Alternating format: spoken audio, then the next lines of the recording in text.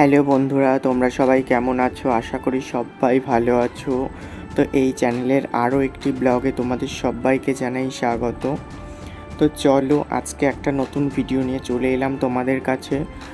তো ভিডিওটা দেখতে থাকো। ভিডিওটি ভালো লাগলে অবশ্যই একটা লাইক কমেন্ট শেয়ার করে দিও। তাহলে চলো যাওয়া যাক। তো আজকে আমি বাড়ি থেকে বেরিয়ে পড়েছি। বাড়ি থেকে বেরোনোর সময় আর ক্যামেরা অন করতে পারিনি, খুব তাড়াহুড়োর মধ্যে বেরিয়েছিলাম যেহেতু একটু বেলা হয়ে গেছিলো। তো খুব তাড়াহুড়ো করে বেরিয়ে যাচ্ছি। তো কোথায় যাচ্ছি নিশ্চয়ই তোমাদেরকে বলবো। তো আমি এই ভিডিওর ভেতরে অনেকগুলো কাট করেছি, কারণ ভিডিওটা যদি সম্পূর্ণ রাস্তাটা তুলতে যেতাম অনেকটা লং হয়ে যেত, ভিডিওটা অনেকটা বড় হয়ে যেত, সেটা ঠিক ভালো দেখাতো না বলে আমি ভিডিওটা একটু কাট করেছি। তো আজকে আমি যাচ্ছি পেট্রাপোল যাকে বলা হয়, বাংলাদেশ ও ইন্ডিয়ার শেষ সীমানা। ইন্ডিয়ার শেষ সীমানা হলো পেট্রাপোল, আর বাংলাদেশের ওদিকে গিয়ে বেনাপোল। তো আজকে আমি সেখানে যাচ্ছি। 15ই আগস্ট মানে স্বাধীনতার দিন আমাদের বর্ডার কিছুটা খোলা থাকে, মানে বাংলাদেশের দিকে কিছুটা যেতে দেওয়া হয়, কিন্তু আমার খুব ইচ্ছা ছিল যাওয়ার। কিন্তু বিভিন্ন মানুষের কাছ থেকে খবর পেলাম যে এবার বাংলাদেশে যেহেতু পরিস্থিতি খুবই খারাপ, তো তার জন্য তো বর্ডারটা খুলবে না। কিন্তু পরে আমি জানতে পারি যে খুলেছিল, তো মনটা একটু খারাপ হয়ে গেছিলো। কিন্তু তারপরে আমি হট করে খবর পাই যে ওখানে বর্ডারের একদম গায়ে একটা মনসা পুজো হয়। তো সেটা শুনেই আমি আর দেরি করিনি। আমার যে পুজো হয় কি না হয় জানার দরকার নেই, আমি যাব। তো সেই জন্যে আমি আর আমার ফ্রেন্ড বেরিয়ে পড়েছি। আমি সাইকেলে করে যাচ্ছি, আর ও পেছনে বসে ক্যামেরাটা করছে বলে ক্যামেরাটা একটু কাঁপছে। তো আজকে আমি বর্ডারে যাব। আগে অনেকবার গেছি, যখন বাংলাদেশে গিয়েছি আমি 2-3 বার, তখন গিয়েছি, কিন্তু সেভাবে বর্ডারে ঘোরা হয়নি। তো আজকে বর্ডার ঘুরবো, আরও যে পেট্রাপোল স্টেশন সেটাতেও যাব। তো চলো ধীরে ধীরে যাচ্ছি, দেখতে থাকো। আর এটা কিন্তু প্রতিদিন খোলা থাকে না, মাত্র বছরে 2 দিন খোলা থাকে। এক হলো স্বাধীনতা দিবস, আর এক ওখানে ওই যে মনসা পুজোটা হয় যেদিন, সেই দিন। অন্য সময় যদি ওখানে যেতে চাও অবশ্যই তোমার ইন্ডিয়ান আধার কার্ড বা ভোটার কার্ড জমা রেখে ওখানে যেতে হয়, আমি যতদূর শুনেছি। তাহলে চলো এগোনো যাক। তো এখানেও একটি মন্দির আছে, কেউ পুজো দিয়ে গেছে, ফল দেখছি ঝুলছে। ওদিকে স্কন মন্দির ছিল, এটাও একটি মন্দির।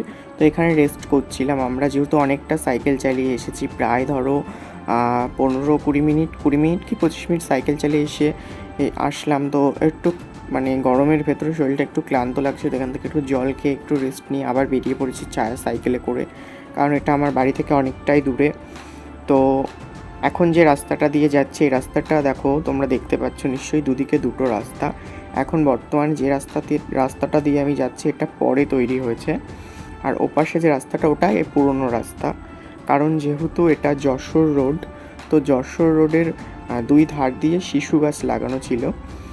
তো শিশু গাছ দেখো ওই দিককার 2 সাইড দিয়ে আছে, কিন্তু এদিককার 2 সাইড দিয়ে নেই। এদিকে এক সাইড দিয়ে, অর্থাৎ মাঝখান দিয়ে আছে, এই সাইডে কোনো গাছ নেই। ওই জন্য তোমরা বুঝে নেবে এই রাস্তা পরে তৈরি হয়েছে। এবার দুটো রাস্তা যে কোনো একটা দিয়ে গেলেই হবে। এখানে দুটো রাস্তায় একই জায়গায় গেছে, যেহেতু বাংলাদেশের বড় বড় বাস, লরি ইত্যাদি মালবাহী গাড়ি যায় বলে এখানে রাস্তাটা ছোট হলে হয় না, তার জন্য হয়তো রাস্তাটা বড় করা। কিন্তু যে এই রাস্তা দিয়ে গেলে অন্য কোথাও পৌঁছে যাবে, বর্ডারে যাবেন এরকম কোনো ব্যাপার নেই, যে কোনো রাস্তা দিয়ে গেলেই হবে। তো দুটো রাস্তা দিয়ে অনেকটা চলে এসেছি। সামনে একটি ব্রিজ আছে ছোট মতো, কি নদী কি আমি জানি না, কারণ এদিকে খুব একটা আসা হয় না। একটা ব্রিজ আছে, এখানে দেখছি অনেকে পাট শুকাতে দিয়েছে। তো প্রায় চলেই এসেছি বর্ডারের কাছে। এখানে একজনকে জিজ্ঞাসাবাদ করাতে উনি বললেন যে খুব কাছেই, আর হয়তো মিনিট 5-7 গেলেই পেয়ে যাব। তো দেখো দূরে রেল ব্রিজটা দেখা যাচ্ছে, যে রেল ব্রিজ দিয়ে এখন মৈত্রী এক্সপ্রেস ছাড়া আর কোনো ট্রেনই যায় না। ওটা একটা ইন্টারন্যাশনাল ট্রেনের লাইন। আগে ব্রিটিশ আমলে, যখন ভারত বাংলাদেশ একই ছিল, সেই সময় ওখান দিয়ে অনেক রেল যেত। তো ফাইনালি চলে আসলাম পুজোর এখানে। আর কোথা থেকে আসতে হবে সেটা এখানে ক্যামেরা অন করতে পারিনি, ওখানে অনেক বিএসএফ আর্মিরা ছিল, সেখানে ক্যামেরা অ্যালাউ ছিল না। এখানেও ক্যামেরা অ্যালাউ নেই, শুধু যেখানে পুজো হচ্ছে সেখানেই ক্যামেরাটা অ্যালাউ আছে, আশেপাশে কোথাও ক্যামেরা অ্যালাউ নেই। আমি সাইডে একটু ভিডিও করছিলাম, তো একজন আর্মি উনি আমাকে বারণ করলেন যে সাইডে ভিডিও করবেন না, সোজা যেখানে পুজো হচ্ছে ওখানে করতে পারেন। কেন, তার কারণটা আমি অবশ্যই বলবো।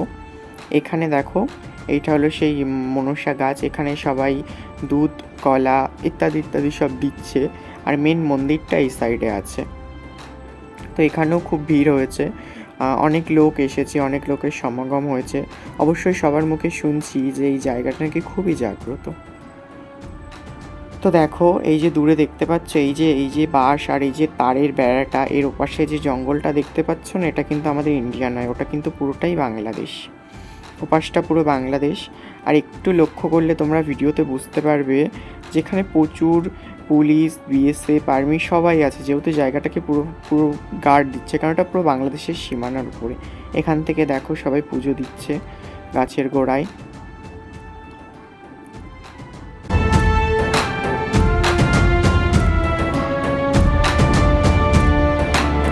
ওই যে ওই দূরে দেখা যায় বাংলাদেশ। দেখো কতটা দেখাতে পারবো জানি না, ওইদিকে দেখো একটা ছোট্ট মতো ঘেরা টাইপের আছে, ঘেরার ওপাশে একটা বিল টাইপের রয়েছে, ওটার ওপাশেই বাংলাদেশ। তো এই দেখো এখানে এইটাই হলো মেন মনসা মন্দিরটা। এই যে এখানে অনেক পুলিশ দাঁড়িয়ে আছে। তো এই মনসা মন্দিরের কাহিনীটা আমি সম্পূর্ণ জানি না, তবে যেটুকু শুনলাম যে এখানে একটা মানে বিএসএফ আর্মিরাই আর কি মা মনসাকে দেখা পান পঞ্চমুখী রূপে, মানে 5টা মুখ দেখতে পান, সেখান থেকে এই মায়ের মন্দির প্রতিষ্ঠা। এখানে মায়ের ভোগের আয়োজন হয়েছে প্রচুর, এখানে রান্না হচ্ছে, খিচুড়ি, আলুর দম ইত্যাদি ইত্যাদি রান্না হচ্ছে এখানে, আরও কিছু, কারণ আমি শেষ অবধি ছিলাম না, তাই কী কী হয়েছে আমি সঠিক জানি না। তো শেষ অবধি থাকলে অনেকটা বেলা হয়ে যাচ্ছিলো আর সন্ধ্যা হয়ে যাচ্ছিলো, আমি অবধি থাকতে পারবো না, কারণ সাইকেলে অনেকটা রাস্তা আসতে হয়, আর রাস্তাটা খুব একটা ভালো নয় বলে আমি রাত পর্যন্ত ওখানে ছিলাম না। তো চলো এখানটা দেখে নাও।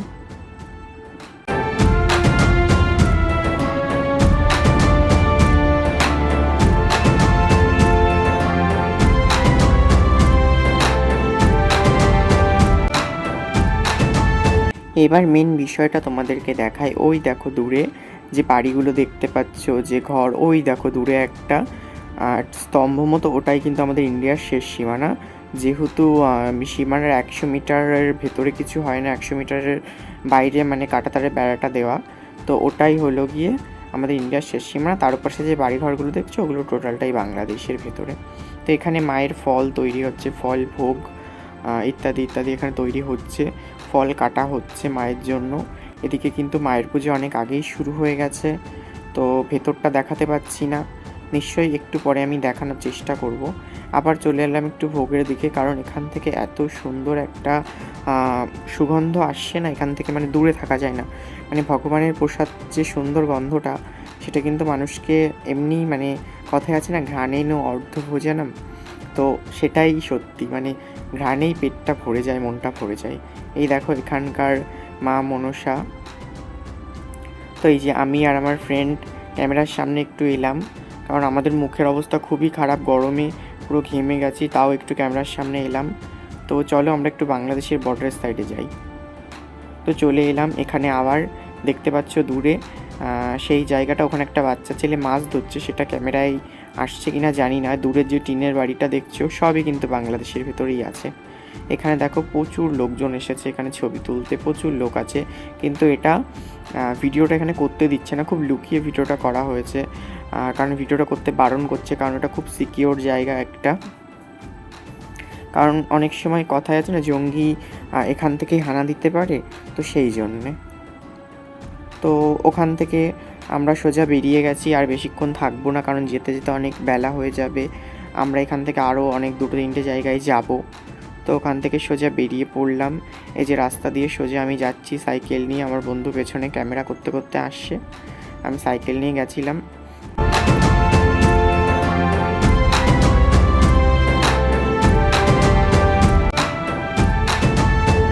তো ফেরার পথে দেখলাম এখানে কি একটা তৈরি হচ্ছে, এটা কিন্তু একটু এরকম ক্যামেরায় যতটুকু আসছে এতটুকু নয়, এটা খুবই বড়। তো প্রায় অনেকটা জায়গা নিয়ে এটা তৈরি হচ্ছে, কি আমি জানি না, তবে তোমরা যদি কেউ জেনে থাকো এটা কি তৈরি হচ্ছে অবশ্যই আমাকে কমেন্ট করবে। তো চলো এগোনো যাক। তো এই যে বাসগুলো দেখছো না, এই যে শালিমার যে বাসগুলো আমাদের কলকাতা থেকে ছাড়ে, সেই বাসগুলো কিন্তু এখানেই এসে দাঁড়ায়। এর ওপাশে কিন্তু আর যাওয়ার পারমিশন পায় না। এই যে দেখো, বাংলাদেশ থেকে পণ্যবাহী লরি ভারতে ঢুকছে। তো এখানে অনেক চেকিং প্রসেস আছে, অনেক কিছু আছে, চেকিং, টাকা পয়সার ইয়ে আছে। তো সেগুলো মিটিয়ে এখানে ঢুকবে। এখানে এক একটা লরি মিনিমাম অনেকক্ষণ করেই দাঁড়াচ্ছে। তো দেখো, এই যে বাসগুলো দেখে নাও লাইন দিয়ে দাঁড়িয়ে আছে। এগুলো কিন্তু আরও পাশে যেতে পারবে না এখন, যতক্ষণ না ওদের পুলিশ বা ওখানকার আর্মিরা যতক্ষণ না এটাকে ইয়ে করবে, সিগন্যাল দেবে, ততক্ষণ এরা ওপাশে যেতে পারবে না। তো এই দেখো, এই সেই জায়গাটা যেটা আমি নামটা জানি না, এক্ষুনি বলছিলাম, এটা কিন্তু এখান থেকে শুরু হয়েছে আর অনেকটা দূর চলে গেছে। তো চলো, এবার আমি সোজা চলে এসেছি পেট্রাপোল স্টেশনে, যেখানে আসার অনেক ইচ্ছা ছিল। এখানে আমি প্রথমবার, বর্ডারে অনেকবার গেলেও এখানে আমি প্রথমবার। এখানে এখন আর ট্রেন চলে না, শুধু আমাদের এখান থেকে মানে কলকাতা স্টেশন থেকে বাংলাদেশের ঢাকা, বোধহয় ঢাকা পর্যন্ত যায় কি যশোর পর্যন্ত যায় আমার জানা নেই। তবে এই লাইনের উপর দিয়েও যায়। একটা যায় হলো গেদে বর্ডার হয়ে ঢোকে, আর একটা এখান থেকে ঢোকে মৈত্রী এক্সপ্রেস, যেটা এখানে বৃহস্পতিবার করে ঢোকে। তো এটা একটা ইন্টারন্যাশনাল ট্রেন। তো এখানে কোনো লোকাল ট্রেন চলে না। মাঝখানে শুনেছিলাম যে খবর হয়েছিল যে এখান থেকে দিনে 2টো না 3টে লোকাল ট্রেন দেওয়া হবে, কিন্তু কেন জানি না সেটা হয়নি, আমার জানা নেই। তবে এখান থেকে যদি লোকাল ট্রেন দেওয়া হয় খুবই উপকার হবে এখানকার মানুষদের। তো সেটা যদি সম্ভব হয় খুবই ভালো। তো স্টেশনেও ক্যামেরা করার পারমিশন নেই, মানে এখানে খুব বর্ডার এলাকা, তো এখানে যেখানে সেখানে ক্যামেরা ভিডিও করার পারমিশন দেয় না বা থাকে না। তো আমি একটু বাইরেটা দেখানোরই চেষ্টা করব, বেশি ভেতরের দিকে আমি দেখাতে যাব না, কারণ এখানে অনেক সিকিউর ব্যাপার থাকে। তো আমি যেটুকু ক্যামেরায় দেখাতে পাচ্ছি এইটুকুই দেখানোর চেষ্টা করছি।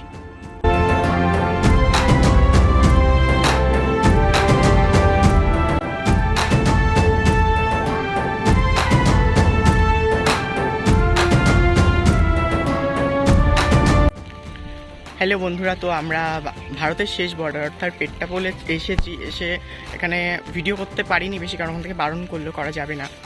ফাঁকা স্টেশন হলো এটা, যেহেতু একটা সরকারি জিনিস, তো এখানে ভিডিও করা যাবে না। তো তাও একটু চেষ্টা করছি ফাঁকা এসে করার। আর যেহেতু বৃষ্টি চলে এসেছে, তো ওখানে ছাতাটা মাথায় দিতেই হলো। তো চলো এবার আমার বাড়ির দিকে যাব, যাওয়ার সময় আরও কিছু কাজ আছে, চেষ্টা করবো দেখানোর। তো ওখান থেকে সোজা চলে এসেছি রাস্তায়, আর ক্যামেরা করিনি, কারণ ভিডিও এমনিতে অনেক বড় হয়ে গেছে, আর বড় ভিডিও আমি করব না। তো আসার পথে এক জায়গায় দেখছি ঝুলন হচ্ছে। তো ঝুলনের মানে প্যান্ডেল করে সেখানে মূর্তি বসানো হয়েছে, তো দেখে খুবই ভালো লাগলো। ছোটোবেলায় অনেক ঝুলন করেছি, এখন আর সেভাবে সময় বা সুযোগ হয়ে ওঠে না। তো অনেক দিন পর দেখে খুব ভালো লাগলো। আর এই সব জিনিসগুলো আমাদের বাঙালিদের ভেতর থেকে এখন হারিয়ে গেছে অনেকটা। তো সে একটা হারানো জিনিস দেখে খুবই ভালো লাগলো যে এখানে একটা ঝুলনের উৎসব হচ্ছে। এখানে মেলাও বসেছে, কিন্তু মেলাটা আমি দেখাতে পাচ্ছি না। এখন দিনের বেলা মেলার সবই দোকান বন্ধ, রাত্রে ছাড়া খুলবে বলে আমার মনে হয় না। বিকেল থেকে হয়তো খোলা শুরু করবে দোকানগুলো। তো চলো,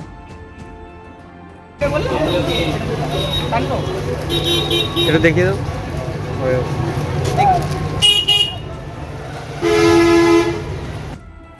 তো ঝুলনের যে মেলা হচ্ছে ওখান থেকে বেরিয়ে পড়ে সোজা চলে এলাম এই দোকানে।